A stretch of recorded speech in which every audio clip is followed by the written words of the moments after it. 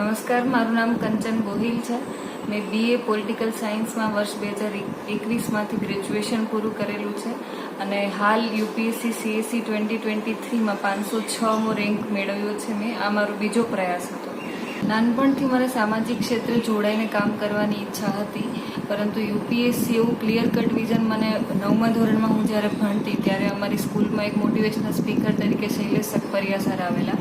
તો એમની વાતો સાંભળી અને એમના પ્રવચન ઉપરથી મને ખ્યાલ આવેલો કે UPSC જેવું માધ્યમ છે જ્યાં તમે લોકો સાથે જોડાઈને કામ કરી શકો છો.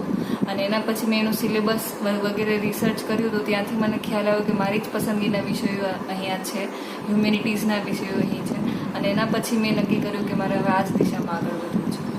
મેં મારી UPSCની તૈયારી 12મા ધોરણ પછી ગ્રેજ્યુએશન વખતે ચાલુ કરી. કોલેજના ફર્સ્ટ યરથી મેં પ્રિપરેશન ચાલુ કરી હતી અને મોટે ભાગે સેલ્ફ સ્ટડી જ કરેલું છે. ઓપ્શનલ સબ્જેક્ટ જેમ કે મારું ગુજરાતી સાહિત્ય હતું તો એના ક્લિયર કટ ગાઈડન્સ માટે મેં શાશ્વત IAS એકેડેમી સુરેશ સર પરમારના ક્લાસ કરેલા છે. અને જ્યારે મારું ગ્રેજ્યુએશન પૂરું થયું એના પછી મેં સ્પીપા જોઈન કરેલું, એન્ટ્રન્સ એક્ઝામ આપીને. અને પછી મારી તમામ તૈયારીઓ સ્પીપામાં જ થયેલી છે UPSC માટે.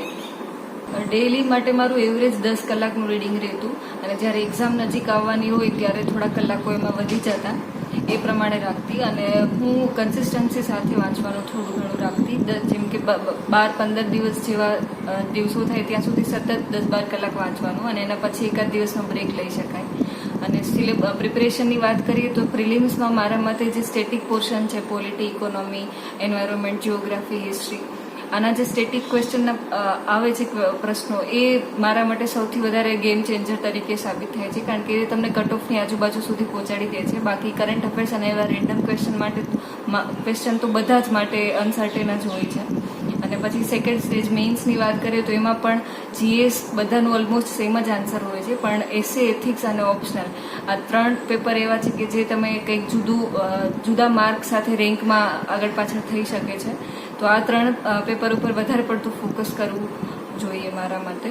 અને ઇન્ટરવ્યૂ સ્ટેજની વાત કરીએ તો જ્યારે તમે ડિટેલ એપ્લિકેશન ફોર્મમાં જે માહિતીઓ ત્યાં આપો છો તમારા ગ્રેજ્યુએશન વિશે અથવા તો હોમટાઉન વિશે કે બીજી કોઈ પણ માહિતીઓ, હોબી વિશે, તો એની સર્વાંગી તૈયારી કરીને જાઓ. એના વિશે દરેક એનું હિસ્ટ્રી હોય કે કરંટમાં એનું કંઈ ન્યૂઝ આવેલા હોય તો એ દરેક સબ્જેક્ટ ઉપર તમારી પકડ હોવી જોઈએ, જેથી ત્યાં તમારા ડેફમાંથી કોઈ ક્વેશ્ચન આવે તો એના ઉપર તમે કોન્ફિડન્ટલી આન્સર કરી શકો.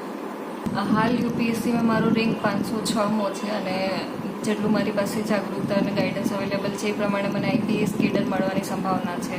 તો મારું અત્યારે ઈચ્છા એવી છે કે જે કદાચ IPSમાં મને સેવા કરવાની તક મળે તો એક પોલીસ અને લોકો વચ્ચે ઘણી વખત સંઘર્ષ અને ડરનો માહોલ હોય, એના કારણે લોકો પોલીસ પાસે મદદ માંગતા ગભરાતા હોય. તો મારાથી કદાચ એવા પ્રયાસો થઈ શકે કે સંવેદનશીલતા થોડી વધે, માનવીકરણ થોડું વધે અને થોડું વધારે પડતું કમ્યુનિકેશન ગેપ જે અત્યારે જોવા મળે છે ઘટે.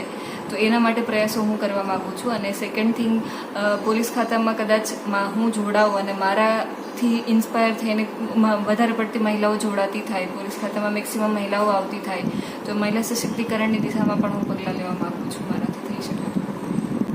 પ્રિપરેશન કરતા વિદ્યાર્થીઓ જે મને અત્યારે સાંભળી રહ્યા છે એમને હું 2-3 ટિપ્સ આપવા માંગીશ. સૌપ્રથમ તો સિલેબસ અને પ્રીવિયસ યર ક્વેશ્ચન PYQ આ બંને સાથે સતત જોડાયેલા રહો, કારણ કે એમાંથી જ તમને ખ્યાલ આવશે કે એક્ઝામની ડિમાન્ડ ખરેખર શું છે.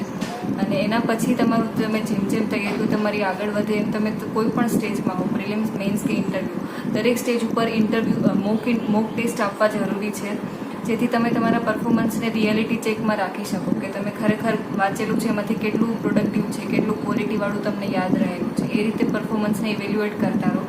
અને થર્ડ થિંગ, થોડું સેલ્ફ અકાઉન્ટેબિલિટી રાખો. તમે આ પ્રિપરેશનમાં આવેલા છે એનો મતલબ તમે ઘણું બધું રિસ્ક લઈને આવેલા છો, ઘણી બધી હિંમત ભેગી કરીને આવેલા છે.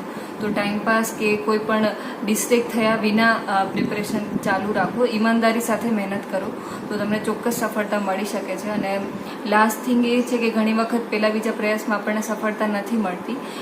મને પણ પહેલા પ્રયાસમાં સફળતા નહોતી મળી, હું પ્રિલિમ્સ પાસ નહોતી કરી શકી.